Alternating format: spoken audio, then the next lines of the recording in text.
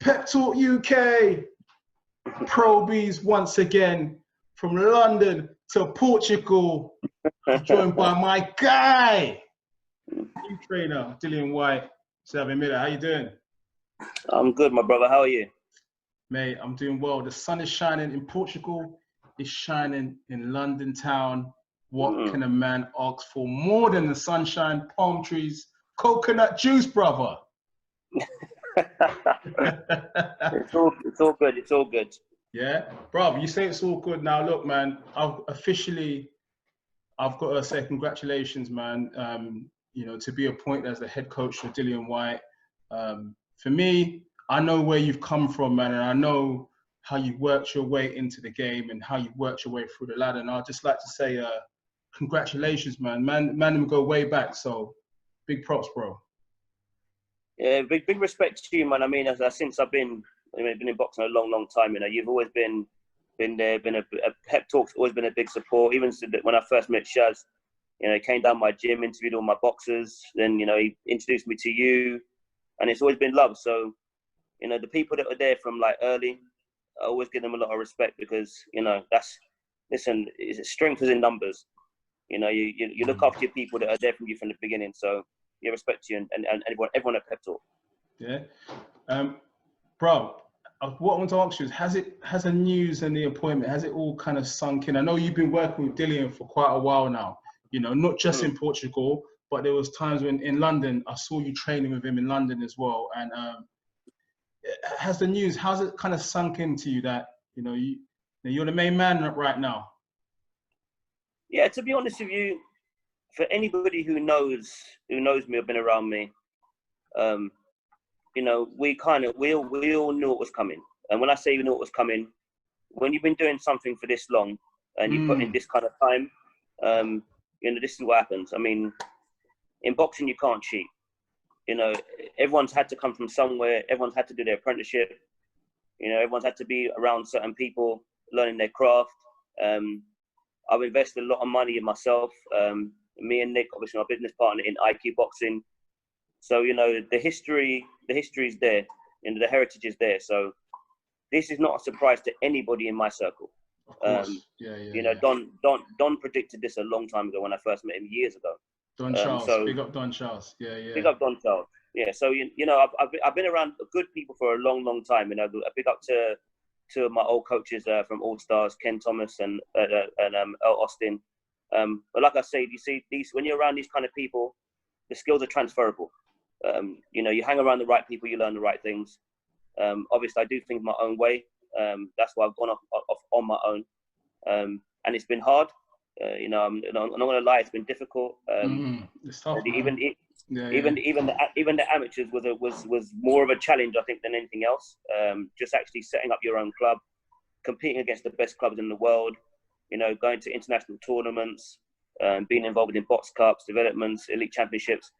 You know, it was hard work. I mean, if I was just a coach working in someone else's gym, then it would have been different because I'd just been coaching boxers. But the fact that we had to set up and establish our own company name, you know, get registered, start from the bottom. You know, when we first come on the scene, we kind of just exploded, just crashed. Like, who's IQ needs then? You know, but we quickly established like an ethos. We had our own style, you know, which you know was difficult to impose on everybody at the time because it was very different to what everyone else was doing. But we stuck with it, you know, and so, you know, I've been around good people for a long time. So to be honest with you, 100, yeah. Like the news, it's almost like a natural progression. I mean, it's just, you know, I've had good pros for a long time, and I wanted to be respected and known for building fighters, not just taking on fighters who are already well established. To me, they're two different sides of the game, and I think it's important to try and tap into both of those. So yeah. 100%. You know, and I kind of see a few parallels with, you know, where we are, because I think we started at a similar time. You know, we were doing the media thing at a similar time. You know, you had your IQ stable, and it's like we went to a lot of the smaller hall shows to kind of learn our craft. You know, see how it's done through the levels before actually coming into contact with these guys that are at the top of the food chain. You know what I mean? Yes. So it just goes to show, man, through hard work, dedication, being persistent, you know, good things can happen. That's a shout out to people who are out there on their grind that, you know, just keep plugging away. And what I've got to say also as well, I've got to give Dillian Whyte a big shout out, because you know what? That man has been giving people opportunities around them, giving them the platform also as well. And, you know the unwritten code out there, man, that, you know, when you get into position, you have to bring the man them through. And shout out, no one can say he hasn't. You know, that when you see things like that, you know, real recognize real, you say, yeah, you know what? Respect for that. Respect 100%. Yeah, and I agree with you. And to be honest with you, you see, everybody is entitled to have an opinion. And if you can't deal with that, then you're in the wrong business. But you see, fighters know. You know, they know. You know, once a fighter is around a coach, and a coach does certain things, they know what they want around them. They know the kind of team they want around them. No one's going to tell a boxer who they should pick or who they should go to. You know, they'll pick the right kind of person for them, you know, to push them on, to move them forward. So Dillian's a very smart person. You know, he knows that I'm well-schooled, well-educated. So he's just made a smart move. You know, obviously it was it was just unfortunate that him and Mark split, because, like I say, their journey together has been great. I've got a lot of respect for Mark. You know, he's done good work with Dillian. Dillian's boxed good caliber fighters, you know, so and they've come out on top as a team. So you have to give respect for that period. But life is about chapters. You know, that's a chapter and it's finished. You know, you can't go back. It is what it is. All you can do is go forward. And elite fighters, you know, the fighters that are working their way to the top, they do add on. They do change things. You know, it's just part of it. It does happen. It might not be something that the general public know about. You know, internally they might make a change. It might not be the biggest change, but they're making changes all the time. This is boxing. You see Fury changes his team quite a bit. You've seen that. That. You know what I mean? Yeah. I'm not just talking about like your head coach or second coach. I'm talking about in terms of strength and conditioning, or in terms of management. Listen, there's decisions that are made all the time in boxing that other people will not be aware of that. But the boxer obviously makes that decision. They know what they want and know what they need. So you just have to respect it. It's their career, it's their life, and it's their decision. And that's why, you know, I don't like to talk on things that really don't have anything to do with me. You know, that period, that it's theirs. It's a special moment. What they created was great, and you know, it would just be good to leave it at that and not speak negatively on it. I just like to say I respect all coaches anyway, because I know what I've had to put in and what I've had to sacrifice. I've had to sacrifice everything, and most coaches have had to do that if they've been in boxing as long as I have. So you'll never hear me say a bad word about another coach. They can say whatever they want. Everyone knows I'm not a chatty patty. I don't get involved in stuff like that. But me, it's respect. Boxing's a hard game. And coaches, for the percentages they get, they do a hell of a lot of work and sometimes don't get enough respect or acknowledgement for what they do. So, you know, it is what it is. No, definitely. And I think, you know, when the whole change came about, you know, I didn't rush into it, man. I thought, you know, this is a personal issue. I mean, you know, these guys have worked with each other for a long time, you know. Let them talk, let it blow over a bit, and then we can talk about it when, you know, it's not as fresh. That's why I didn't want to get involved, you know what I mean? You know what I'm saying? So exactly. And Pro Beez, you've been around so long, you know what it is. The boxing world is small. You're going to walk across and see the same people all the time. So you have to be careful how you move in this game and what you say, because 1 minute you're working with a fighter, next minute you're not, and then a year later, you know, you're back with that fighter, or you're involved with another boxer, and that boxer's got that person as part of their team. Listen, be careful and be sensible how you move. But that's my advice to other coaches coming up. Be careful how you move, because when we went out to Saudi, we're all in the lobby. Everyone's in the same place. Yeah. That's what I'm saying. So, you know, just be smart. No, definitely. You know? I think, look, keep your net wide. And again, it's a small world, you know. Eventually, you might have to work with somebody else, you know. So just keep your net wide. But what I was going to ask you is, okay, so you've been in camp in Portugal for quite a while now. This is a new dawn for you. This is a new chapter for you. You're essentially trying to add value to an elite fighter already. Now, what do you do to add to a man, you know, as technically skilled and a man that is at the top of the tree already? How do you try and add value in a situation? Yeah, I mean, that's not difficult. You know, with somebody like Dillian, you know, he's had a long career, fought a lot of good guys.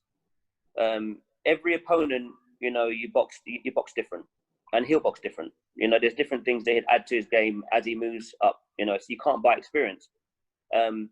It's just, my job is to remind him that he's good at certain things and when to use them. You know, that's all. That's my main job. You know, you come across a certain opponent, and there's things that you might have done 3, 4, 5 fights ago, which is what you should be using for this fight. And say, listen, you've done this before in this fight. This is what you need to do. And because he's very technical, he's very talented. You know, it's just about reminding him about doing those certain things. And because I think the key with me and Dillian is, and I'll say this from the beginning, he listens to what I say and he reacts to what I say instantly. I noticed that within the first month of working with Dillian. You know, it's a very similar relationship to like what I had with my coach who died when I was very young. You know, everything he said, you know, he told me to do, you know, I did it. I didn't question it. I just did it. He told me what to study. You know, he told me how to train. He told me when to make certain moves. And Dillian, to me, he's me when I was a kid. You know, that's how much he's into boxing and how much he wants to learn, how much he wants to add to his game. He wants to do better. And when you've got someone who wants to do better, it's easy to train. You know, someone who wants to push, wants to hit targets, you know, wants to be technically better, wants to improve. That's for a coach. That's all a coach wants, you know? So he's very similar to one of the other boxers that I have in terms of like, you know, of listening and working hard and, you know, the graft. So it hasn't been, with me and Dillian, it's just clicked from the beginning. That's what I will say.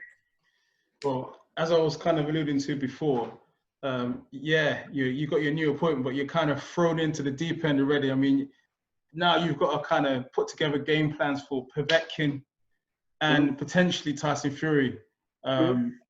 Wow, straight in, right? Just like that. Yeah, and that's how it should be. For some, I started boxing when I was 11 years old. I'm 47. It's a long time to be around. It's a long time to be around. Well, nearly 48. It's a long time to be around. That cocoa butter is working, man. That cocoa butter, man. Jeez. Listen, I try not to get stressed about anything. I'm normally, you know. You're calm like Fabulous, man. The rapper, man. I try, yeah. So when you've been around boxing this long, you know, I've been waiting for these sort of fights, and you know, the way I look at it is, I'm here to help Dillian. You know, I'm here for him to learn, and so he can take what he can from me, because someone took the time to show me. You know, I had an outstanding, amazing teacher. I won't even call him a coach. I had a teacher, because the reason I speak so highly of him is because what he showed me then, I'm showing fighters now. He was your Mr. Miyagi, man. That's what he was. So, you know, that's, you know, these kind of fights. I mean, I've done. I mean, so grateful to Don, because, you know, he's put me in the corner in big fights. So that's, you know, I'm already used to it. I get excited for this big fight. Now with Don, you know, we were on the train or in the car on the way down. They were talking about the fights and so on and so forth. So, you know, he's prepped me in that regard. So again, sometimes you just need a little help from somebody, and he was that person. You know, the business side of the game, and you know, I never questioned what he told me. You know, he was helping me as a brother. He just said, you know what, you know, as I was coming up, you know, I didn't have that much help and support, so I want to help you to make the right decisions at the right time. So, and he's been right about everything he said. So, lots of love and respect for him. But yeah, I mean, he's another reason why I'm well prepped. I mean, I had a great teacher when I was younger, and I've been grateful enough to have a good and, you know, like stable big brother. That's what I'd call him, a big brother. So look, it's not long now until the big fight. You know, August 22nd, Dillian Whyte versus Alexander Povetkin in the Garden, Matchroom Square Garden. You're going to be potentially staying in the same place as Povetkin, Chisora. That's the other side of the business as well. You know, the extras. It's going to be a bit awkward, isn't it? Obviously, Chisora's going to be sparring with Povetkin. Yeah. You and Dillian in the same hotel, the whole team. That's mad. Not awkward for me. Like I said, because the boxing was so small, I see the same faces all the time. And most people in boxing know exactly who I am. Maybe not to the casual fans, but people that are in boxing know who I am. So I see these people, say hello, and I go on my way. You know, I'm a bit of a loner. I've always got my headphones on, always in my own space, just always studying boxing. But you know, there's characters and personalities in boxing. Everyone's different. You know, you just stay in your lane, man. That's all you do. You stay in your lane. You know, I've got a good solid foundation around me. You know, at all times. You know, what happens outside of that really is irrelevant. You know, as long as my people in my circle are happy, you know, the better I do, I can inspire, you know, the boxers at my gym, the coaches at my gym. You know, I want to show them that, you know, if you put in the hard work, you know, these are the things that can happen. And I just want to create as many opportunities for my boxers as I can, you know, while I'm blessed to be able to do what I've always wanted to do. So, yeah, that's why I'm here. I think everyone's got a path and a reason why they're on this planet. I think mine was to, you know, inspire as many boxers as possible, because I never got the chance to do it. And I want to give them, you know, what I didn't have, you know, for different reasons. I never got to box.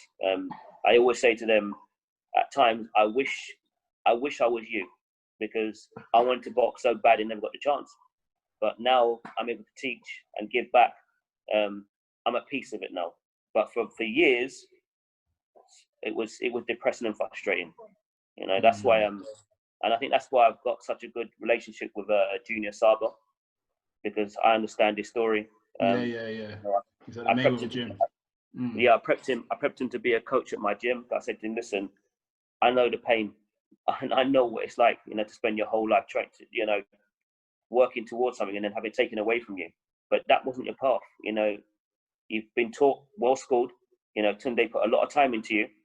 You know, you can give back and become a coach. So I got him signed up as an amateur coach at my gym. I think he's either got or is going for his pro license program badges. I think he's actually got them already. And he's doing some good work with Chris Kong at the moment. He's preparing for his fight. So again, as I say, transferable. You know, we're just around good people. You know, we didn't meet by accident. I was actually getting him ready for his pro debut, and then we got bad news on the way to his last spar. Yeah. You know, and with the fail scan and so on.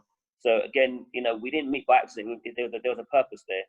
And again, that's another person that, you know, I've got a lot of time and respect for, and you know, I want to see him do as well as possible. I think he's got it. I think he can be a great coach.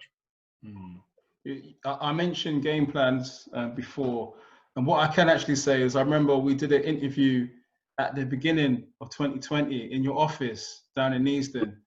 Yeah. And if you don't know, Xavier Miller studies fights. He was watching fights on his computer. So in terms of game plans, I know you're going to have one for Povetkin. You're going to have one for Fury. You're going to have one for whoever, you know? Yeah. I've always got a plan. I've always got a plan A, B, and C. You have to, and you know, you want plan A to go well. You know, that's your main focus. Is let's get plan A in effect, and work on the things we've been working on. Sometimes things don't go the way you want them to go, and that's why I always say, when that happens, you've got me if you can react and behave like a fighter. It's not always going to go your way, but Dillian has that. It's just natural for him. You know, if he gets in trouble, you know, he knows how to fight his way out. You know, he's proved he can get up and continue. And that's the characteristics of a fighter that I like, because it's boxing. You know, it's not always going to go the way you want it to go. That's just the way it is. But, you know, the good ones and the great ones, they find something. And, yeah, that's why I've got a lot of time. Got a lot of time for Dillian. A lot of time. 100%. Now, the WBC has reiterated yesterday that, you know, Dillian Whyte is the mandatory challenger. and he must fight the winner of Deontay Wilder and Tyson Fury. Better news. I mean, the wait has been long, but finally, after getting a legal team involved and pushing a few buttons, it looks like the wait's going to be over. Yeah, and I'm happy for Dillian. Like I said, I mean, I've been around Dillian for about a year, so I haven't been part of that whole frustration process. But I see a lot of posts about what's going to be happening next. But again, I'm not really interested. I'm interested in this fight. We have to get this right. There's no point me talking about anything else, because to me that would be like unprofessional. We've got a job at hand. We've got a task. We've got a job to do. Once this job is over, then anyone can ask me any questions about Fury, Wilder, whatever. But until this fight's over, I've got no interest. Honestly, no interest at all. Finally, Tyson Fury, he gave Ben Davison the opportunity. Dillian's giving you the opportunity. It would seem like, bringing a new fresh face to the scene, to the public scene, is the in thing right now. But you could also see as well, trainers are put a lot in the spotlight as well, and they're also judged in their game plans as well. That's probably another side that you have to deal with now on a bigger scale now, How would you cope with that overall? It's not going to be a problem. Like I said, I've sat down with Don and talked about game plans for big fights. It's part of coaching. It's not something that a coach should be overly concerned about. You should be focused on your fighter and the opponent. The whole media, opinions, they don't have any effect on me whatsoever. I'm not going to be like a lot of these fighters and these coaches say, oh, I don't follow this person, or I don't listen to the news, or I don't study this person. Yes, you do. Most of you do. And we're in a social media world. I listen to boxing podcasts because I love boxing. I do listen to opinions. I do listen to debates. I like it. But when it's go time, when it's, in the mornings, I'm studying boxing. Evenings, I'm studying boxing. In the daytime, I'm training fighters. This is what I do. And in my downtime, when I'm doing my own training, I listen to these shows and I love them. I love what you guys do. Without the media involved in boxing and obviously the public, I mean, there'd be no boxing. You guys help create the hype, and it's part of the business. So I've embraced it. I've been embracing it for a while because, as I say, I've had really good sponsors behind me. Big shout out to Tiger Bay, Bravos, Ealing Boards and Timbers, KMT. These guys have been supporting me from the very beginning. And it's important for me to push their brand out there. So I've got to be on Instagram and do my part.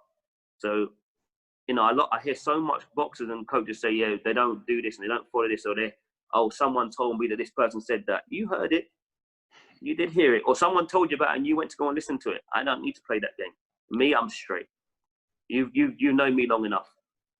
I'm just straight on the line, and no matter what happens with this fight or any fight, there's always going to be, opinions. Someone's always going to critique what you've done, what you said. But as I say, it's just, you should be concerned about your circle. I'm in the Dillian Whyte business. It's what him and his team think, about my job and my performance. They're the ones that matter. Everybody outside is allowed to talk about anything they like all day long. It's not a problem. Everybody's entitled to an opinion. And I've had an opinion on fighters, on coaches in the past. I've had debates and discussions because I'm part of the culture, part of the business. So I expect people to debate about me. It's boxing. It's all good. Cracking stuff. Hey, I know you've got to get back to probably some more sessions later today. So yeah, they're all running outside at the moment because at the moment I've got Kay Prosper here. Okay, yeah. Okay. I had Youssef here for the past couple of months. He went back last week. Adrian Redmond also came over while I was here. So, like I said, I've had my boxers over here as well, my family. So it's boxing. Good, Yeah, it's been good. It's been good. No, and now I've got a new family. So, like I said, strength in numbers. You just keep building. That's it, man. Just keep building, keep evolving. The team gets stronger, and you know, hopefully, success comes. Right? That's what it's all about. Yeah. Well, we're already here. We put in the time, we put in the work, and we're already here. So we've from where me and Nick started with IQ Boxing, you know, we've already been a success because everybody knows. They know the name of our club. They know the tournament we went to. You know, because of all the pros that I've had out, people see me in the circuit. They know. So it's been all good. All good. All right, man. Well, look, I'm looking forward to August the 22nd out in Matchroom Square Garden. I know it's going to be a hell of an event. I know definitely we're going to see what's on your T-shirt, Maximum Violence. Yep, all day. But yeah, man. Thank you for your time, man. Listen, appreciate you and everybody else that's on the circuit. You know. Appreciate it, man. Hey, Xavier, thanks for your time, man. All the best, man. Pep talk. IQ Boxing. Maximum Violence. Thank you. Take care,